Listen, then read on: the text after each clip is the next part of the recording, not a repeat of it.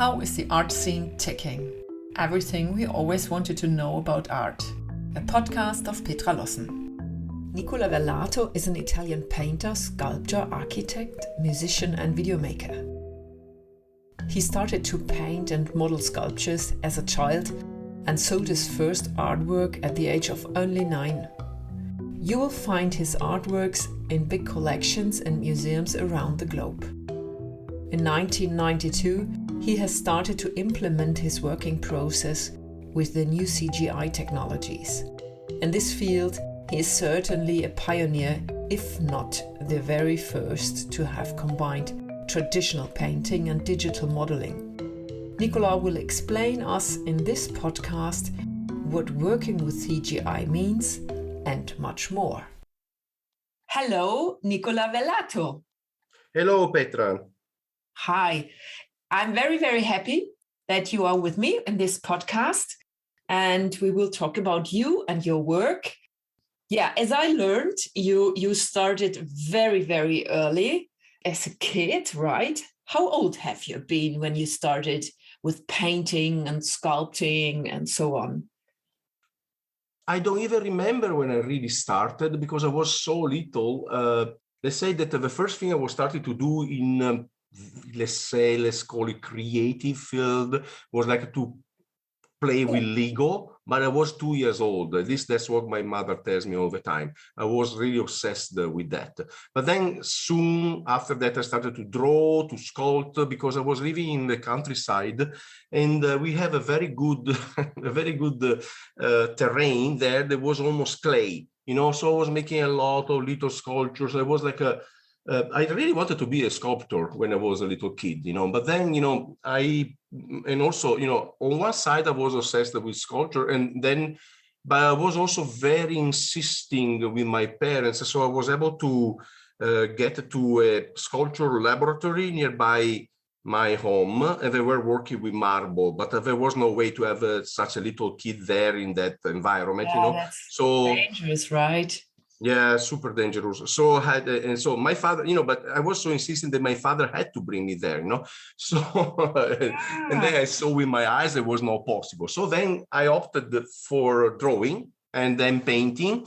And I remember when I was 5 years old, I saw for the first time in a book. I had a lot of art books at home, and I saw Caravaggio when I was 5 years old, and it was almost like a religious, mystical experience, I wasn't even able to talk after seeing the paintings of Caravaggio. At least that's what my mother says all the time, So that was where my beginning. After that, I started to paint in oil when I was like, 6, 7 years old. And I started to sell the paintings when I was 9. Yeah. And do you still have some of these works, these early works? Yes.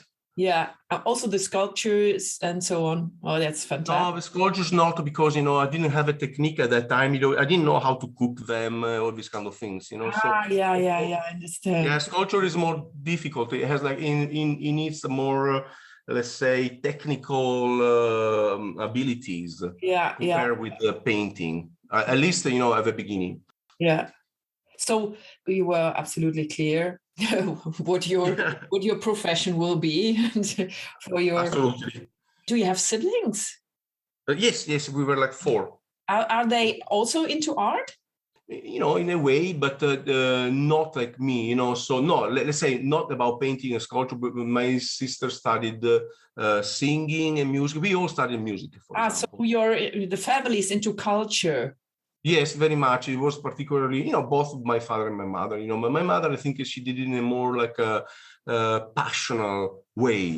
She encouraged us a lot. But in the end, my brother write poetry. My sister studied music. And we all studied music again. But she did it more seriously. And but in the end, painting and sculpture was just me. Yeah. And then, so when you grow up a little bit, and then you studied a lot. So it was architecture, music, and art painting and sculpting. Why so many? I, I don't know. For example, when my mother decided to make us all study music, for me, everything I'm doing it in a kind of possessive way. Everything that is about art, let's say, and music, it became immediately. I don't know. I was super unbelievably involved into it. I studied even in the conservatory. I studied composition. As soon as I studied. I learned how to read music. I started to write music, and when I was like 9 years old, But music, of course, in the end, I understood I didn't have the same, let's say, talent as I have in drawing and painting. So at a certain point, it became like a less important. But it was a big struggle to decide between the two. On the other side, architecture to me is just an extension of drawing and painting and sculpting. Is the same thing. There's not much difference, in my opinion. That's reflecting sort of way, what is always been for the Italian tradition. And also, if you think in the Renaissance, everybody was a painter, sculptor, architect. They were doing all these different things because the way in which we approach with different disciplines was through one common tool. There was like the idea of a representation in perspective and models, creating models. So the idea of simulating everything before being painted or sculpted on or planned as architecture into models. So there was a certain, continuity between a very strong continuity between these different disciplines. If you think even, Giotto, he was a painter, but he was the architect of you call it the bell tower nearby of Santa Maria del Fiore in Florence, for example. Yeah, that's right. Many architects, they also paint. Yeah, I also studied a bit architecture, and I also painted a bit because it's the creative thing, I guess, why these kind of people are addicted to this. They're all related. They're all related. Yes, completely. Your first exhibition was at the age of 15, right? Yes, that was the first serious one, because before I had several exhibitions when I was like 9, 10 years old, but they were in, I grew up in a very little town in the countryside. So every year there were this festival for the harvest of the grapes, the wine, the new wine, all these kind of things. There were a big production of wine in the area, So they were doing these little town festivals, and there were also art exhibitions. So when I was 9, 10 years old, I was participating in this exhibition. What is the name of this place?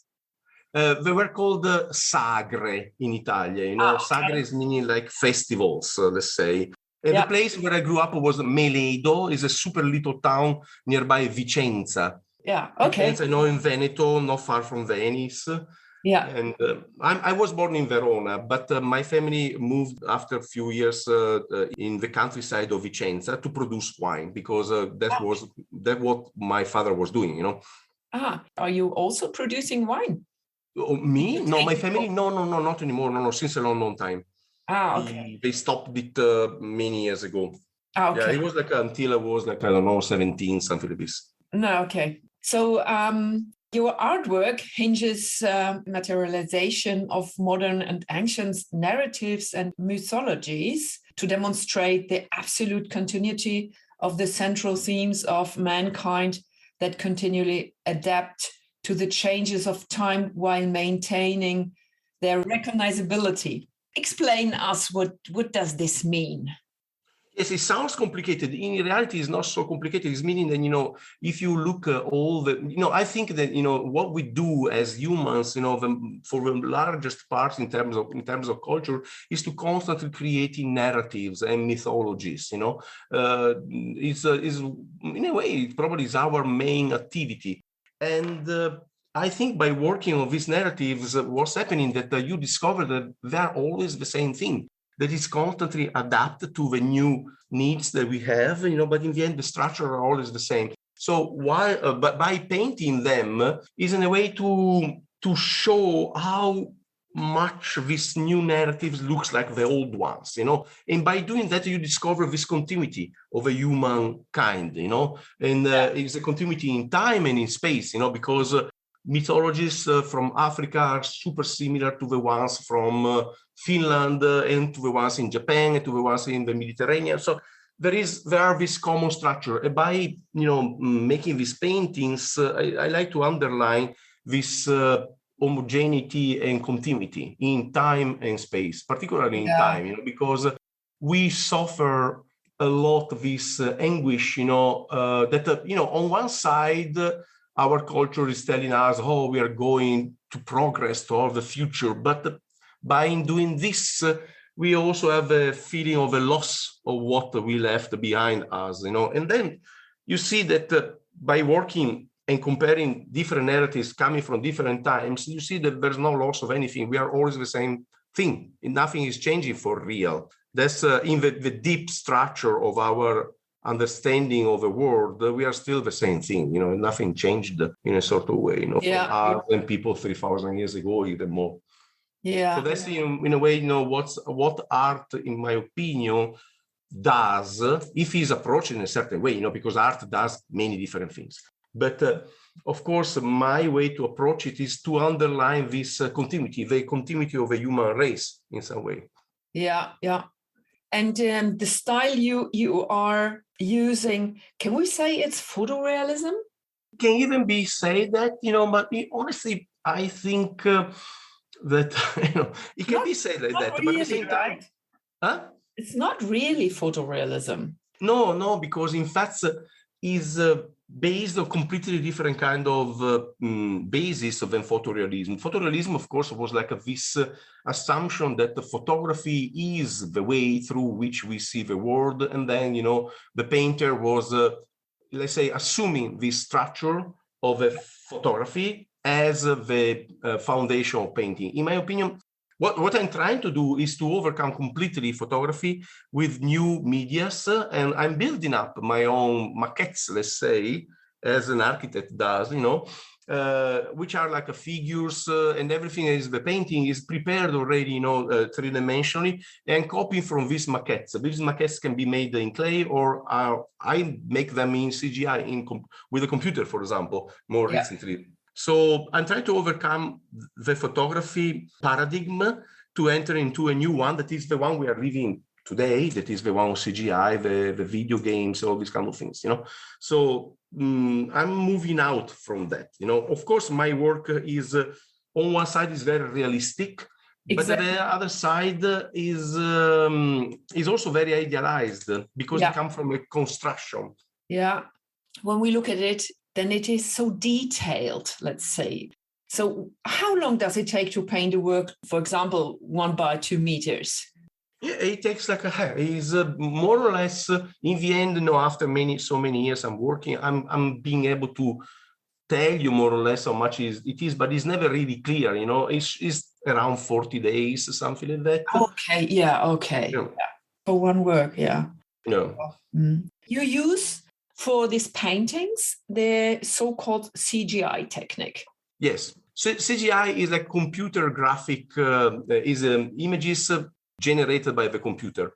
So in this, I think honestly, I was the first one ever probably into painting to start to use that kind of technique, to include that technique in my process of work as a painter, because I started in 1991, sorry, to use these techniques, which is meaning that the images are built with the CGI, with computer graphic imagery, and what I do is to build up models. They are like digital models that they can be seen from every possible angle.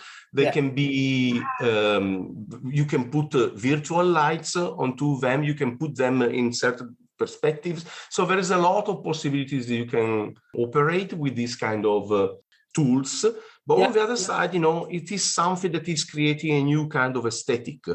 Because since everything is artificial, is generated by mathematics and geometry, it creates a different kind of aesthetic. But the thing that to me is the most important is that I discovered this in 1982 when I saw for the first time the sci-fi movie Tron, and which is a very weird movie. I don't even like the movie much.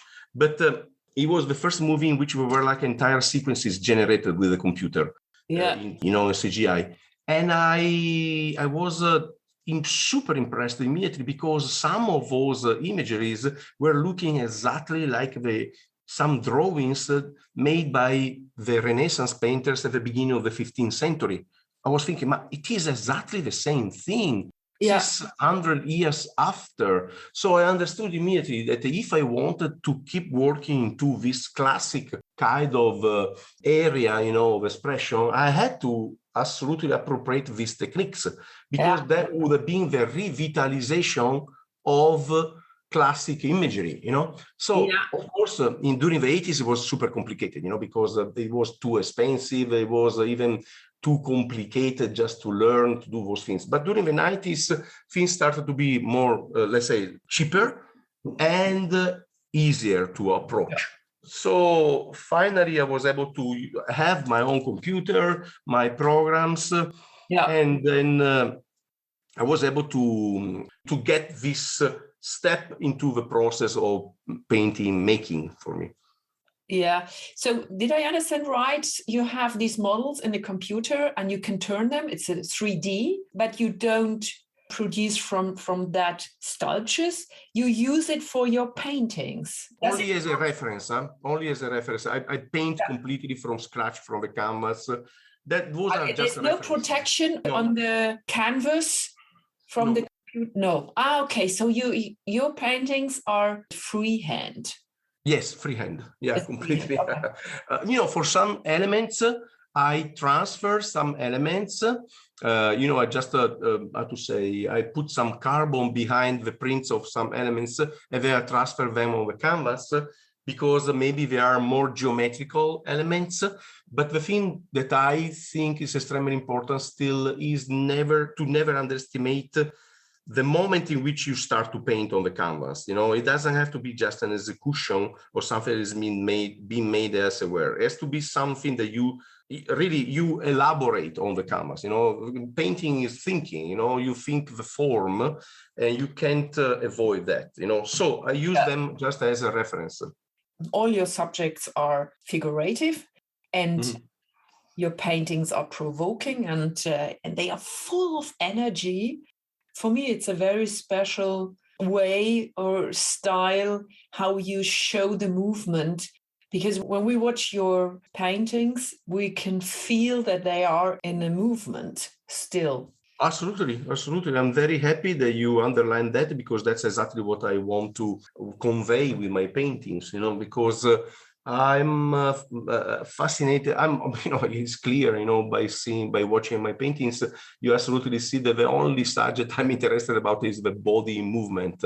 I'm super fascinated by the idea of crystallizing time into space, to transform what is embedded into time into something that is part of our space, which are we living with other bodies, So it's all about that, Great. And just to get back to the CGI technique, you taught this way of painting for several semesters at the New York Academy, right? In New York. Yes. To students. Yeah. And all your figures, as I mentioned before, they can be shown in a very provoking way. And is this, the provocation, do you think this is something we should and we can expect from art? I think is part of that. Of course, you can make art in so many different ways. The way in which I'm interested is like trying to, I need this kind of very violent, aggressive provocation because it's always what I liked also. Since I was a little kid, my first love in painting was Caravaggio. Caravaggio is one of the most aggressive, violent artists ever. And probably that's my own take on art, so I need to be shaken by art. On the other side, that's a way to make,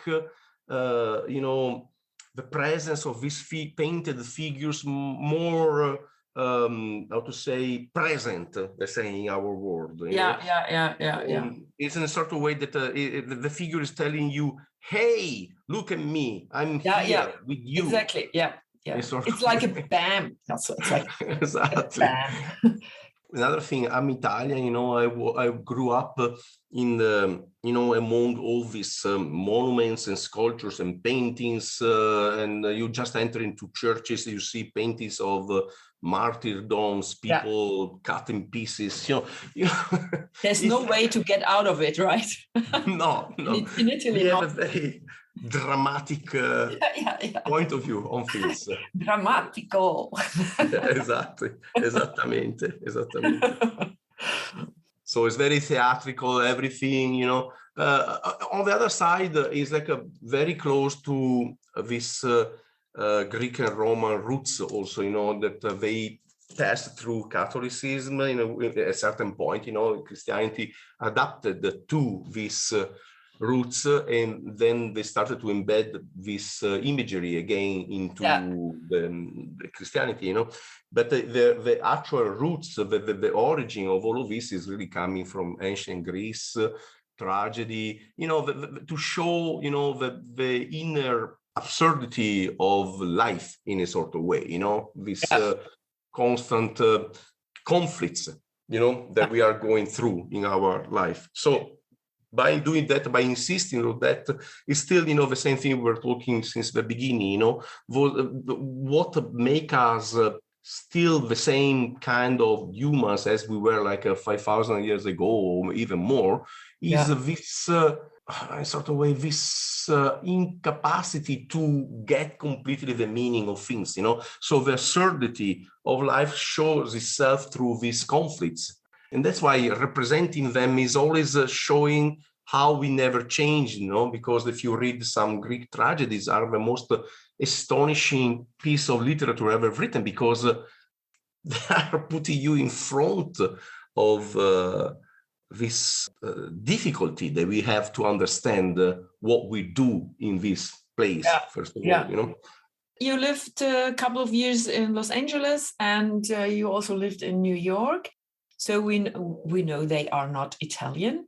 Have you ever got any negative feedback on the powerness, on the aggression of your works? But in reality, I lived a much longer time. I lived like 14 years in the United States. I lived 7 years in New York, 7 years in Los Angeles. I never really got much negative feedback in the United States, because, it's like such a big country, the market is huge, so there are so many different kind of opinions.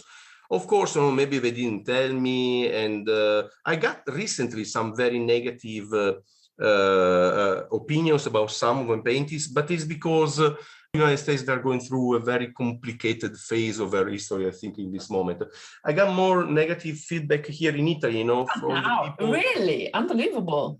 Yeah, because contemporary art in Italy wants to detach itself from the cultural tradition of Italy. There is this feeling that there is a kind of a contrast, between contemporary art and the let's call it the cultural identity of Italy. That is what we were talking about before, So at least the people who are working in contemporary art, they are trying to detach themselves through this cultural identity.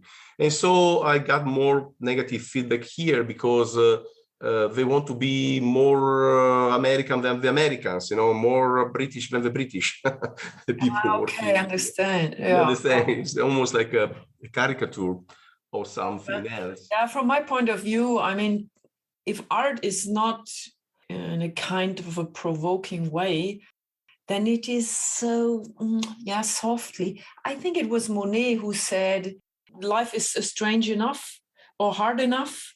So why do you want to have art also with difficult things? But for me, it needs to be like this. But this thank you. I'm glad that we are thinking the same way. Yeah. I never liked the work of Monet. Yeah. I can imagine it. You are. Can we say you are the opposite? Thank you. It's a big honor to be that. You're welcome. The people in your work, they are often naked. Why? I mean, they are fighting and they are in situations. You are not naked in this. I mean, the muscles, and this looks so fantastic. The reason is exactly again the same, because I want to create more emotional involvement, because it's interesting also because this thing has been studied recently in neurology, in neurology. And then it came out that we are extremely sensitive to the depiction of a human body, of course, because we feel in ourselves as a simulation of what we see. So, for example, if I see somebody in movement, and all the muscles are tended in the movement, we feel that in our brain as we are doing the same. Exactly. So hiding the body is mean that I won't have the opportunity to feel in the same, with the same intensity. Of what I see what I feel when the body is naked. Yeah. So, but I tell you, this is an explanation I gave to myself after a very long time. Yeah. I was keep painting naked people all the time. It's like I think it's like on one side is because I always like the classic art, and most of the time people are represented naked. But on the other side, they are represented naked because even in the classical times, they wanted to create this very strong emotional involvement. Yeah, I never knew that. That's interesting. And can we find yourself in some of your paintings? Yes, I'm several times in several paintings. Many times is because at the last minute, I don't find the model, I don't find the right face to put there. Then I put my face and say, okay. There's no special meaning why sometimes I'm into these paintings. Many times is that, or maybe there is a special meaning which I still have to understand why I put myself there. It can even be.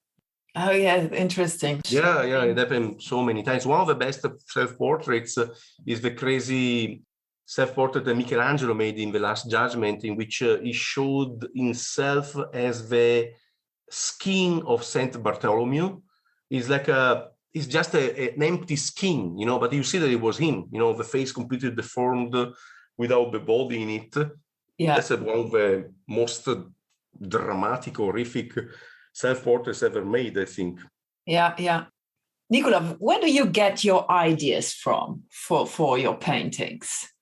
I think I'm, as all of us, we are completely embedded into all this media system, that is made by internet, TV, and music, and movies, and books, and radios. So what's happening that I'm getting my ideas from the media world practically, and there are some stories I'm very attracted to. So I don't know, I can, for example, one of the main projects I'm working on is about Pasolini, Pier Paolo Pasolini.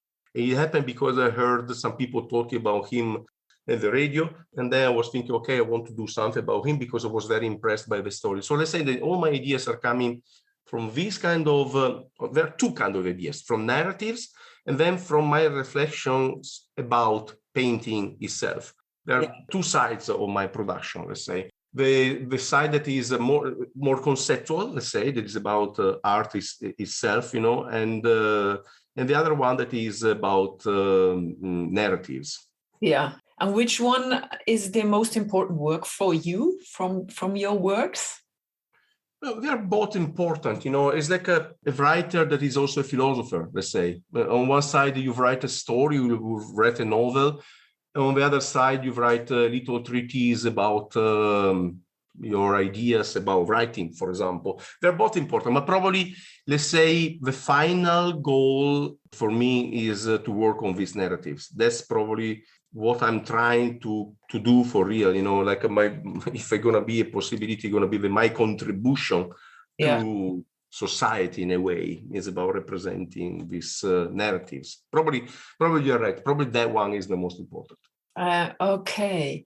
I have seen a drawing of a Michael Jackson temple. Yes. Well, is this a project you realized? No, it's just one of the several utopian projects I set up during the years. And but probably, I don't know if it was the first one or maybe, it was the first one. Yeah, again, because I heard the news about Michael Jackson who died, immediately I was thinking I want to make some paintings, I want to make some sculptures about him. And then I was thinking, but why not creating also a temple into which this painting is going to be located, maybe to be built where he died or where he was born or where maybe he started to sing. So, because my main thing now is to figure out if it's still possible to make some art that is completely rooted in a specific place, that is the expression of a place. So I'm working on several levels, let's say, but one of the levels is also this one, try to see if it's possible through art to express some narratives embedded into a territory in order to defend the territory from from exploitation, for example. So because I understood that art has this possibility, because it creates a sort of sacred, if it's really related to the territory, that defend the territory. If you, in the end, a little construction or even a big construction of a monument which contain all these symbolic aspects create in the people the idea that that territory cannot be touched anymore, so it's a very kind of a ecological kind of idea. I'm working on it since 10 years. The drawing that you saw about Michael Jackson is kind of one of these projects. I made several others. I've seen it. Your works are present in big collections and museums. Where can we go if we want to see something from you? They are present, for example, the Mart Museum in Rovereto in Italy. The beautiful contemporary art museum, and they are part of a collection, but they're not on the walls, let's say. They are in the, in the collection, in the collection of a museum. I have a painting that's been bought by the Lucas Museum in Los Angeles that is opening up maybe in 2023. Then I have... Do you think it will be on display in 23? I don't know. Hopefully, yes, it would be great if it will be on display. Yes. There's a beautiful big museum that is about narrative art. And I'm very curious to see what it's going to be, because it's so much close to how I intend art to be. To me, it's something that is able to express narratives and being and having a very direct playing approach to the relationship with the people, with the audience. And what are your upcoming projects? What are you working on? Now I'm working on an exhibition that I'm going to have here in Rome next year in March, in a very beautiful public space that is called the Terme of Diocletian Terme, and it's a huge ancient Roman building. Do you have the date of the opening? Yes, it's going to be end of March, beginning of April. We still have to define exactly the date. Okay. Just let me know, because I will be in Italy at that time, around that time. Maybe we can arrange. Absolutely, that would be great. Absolutely. Yeah, super. That's a huge, that's this project about Pasolini. I'm working on that project since 7 years. And finally, I'm going to show it there. They're going to be like 6 big monumental paintings, 9 sculptures, the architectural project, a huge drawings of 30 meters large by 3 tall drawing, and then video projections. 30 meters? Yeah, 30 meters drawing. It's a huge sketch, let's say. Wow. Yeah. Oh, that's what I'm not, to me, is all fun, to make these things. That's what I really like to do. Like a big thing. Yeah. I can imagine. I'm a disgrace for my galleries. Unfortunately, people cannot buy this for the living rooms. No, in fact, it's always a problem. Now I have an exhibition up in Copenhagen. Yeah. And I have a painting that is like 4 meters tall by 3, so it's like we have to find somebody with a house that can host a painting like this. Exactly. Yeah. That's a challenge.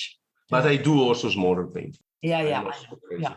Yeah, but the big ones are the impressive ones. Huh?